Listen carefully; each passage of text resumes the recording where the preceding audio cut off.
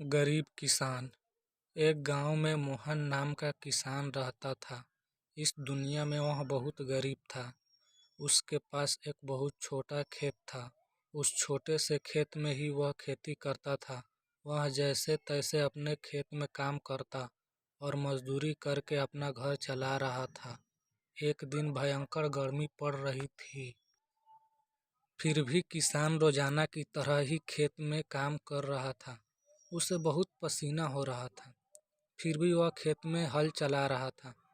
उस दौरान खेत में जुताई करते वक्त हल के नीचे से एक लकड़ी का बक्सा निकला। उस किसान ने धीरे से बक्से को निकाला। वह कुछ समझ नहीं पाया कि इस बक्से में क्या है। केवल उसने बक्से को उठाकर खेत के बाहर मेड़ पर रख दिया। उसने देखा कि यह बक्सा खाली है, तो उसने अपनी दोपहर की रोटियां उसमें रख दी और वापस अपना काम करने लगा।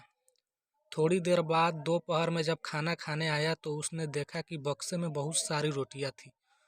उस किसान को बहुत आश्चर्य हुआ। किसान ने सोचा कि ये तो जादुई बक्सा है। उसमें जो भी चीज़ डालो वह कई गुना हो जाती है।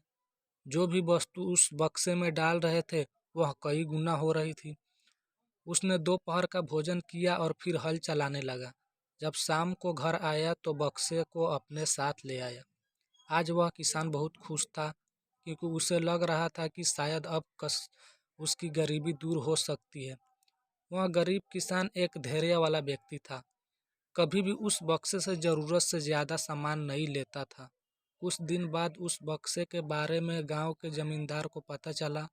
वह जमींदार एक लालची व्यक्ति था। उसने सोचा, मेरे जमींदारे में किसी भी जादुई वस्तु पर तो मेरा अधिकार होगा। जमींदार के कहने पर उसके आदमी उस किसान को पकड़ कर ले आए। उस जमींदार ने किसान को धमकाया और कहा कि तुम्हारा खेत मेरी जमींदारी का हिस्सा है, इसीलिए उस बक्से पर मेरा अधिकार बनता है। जमींदार की बात सुनकर किसान डरते हुए बोला, मालिक, भले ही जमींदारी आपकी है, लेकिन उस खेत पर खेती मैं करता हूँ, तो बक्से पर मेरा अधिकार है। जमींदार समझने लगा कि यह किसान ऐसे नहीं मानेगा। उसने किसान को धमकाया और उसके घर से बक्सा छीन लिया। किसान बेचारा रोता रह गया। बक्सा लेकर जमींदार खुश हो गया। जमींदार ने बक्से से बहुत सारी वस्तुएं हासिल कर ली और मज़े कर रहा था। थोड़े दिन के बाद कुछ लोगों ने जादुई बक्से के बारे में मंत्री जी को बता दिया। पहली बार तो मंत्री जी ने ध्यान नहीं दिया, लेकिन वापस कुछ दिनों बाद उन्होंने अपने एक आदमी को भेजकर बक्से की सच्चाई के बारे में पता करवाया। जब उस मंत्री के आदमी को बक्से की सच्चाई पता लग गई, तब उसने मंत्री को जाकर बताया। मंत्री जी ने तुरंत जमींदार को बुलाया और कहा, तुम्हारे पास जो बाकस है वह तुरंत मुझे दे दो। जमींदार ने मंत्री जी से हाथ जोड़कर निवेदन किया कि कृपया बक्सा मेरे पास ही रहने दीजिए, उस पर मेरा अधिकार है। लेकिन मंत्री जी ने एक नहीं मानी और कहा कि यदि तुम मुझे नहीं दोगे तो मैं तुम्हारी जमींदारी समाप्त करवा दूंगा। जमींदार ने डरकर बक्सा सौंप दिया। उस बक्से को प्राप्त करने के बाद मंत्री और भी मस्त हो गया। अब तो विरोधियों को मंत्री की शिकायत करने का एक और अच्छा मौका मिल गया।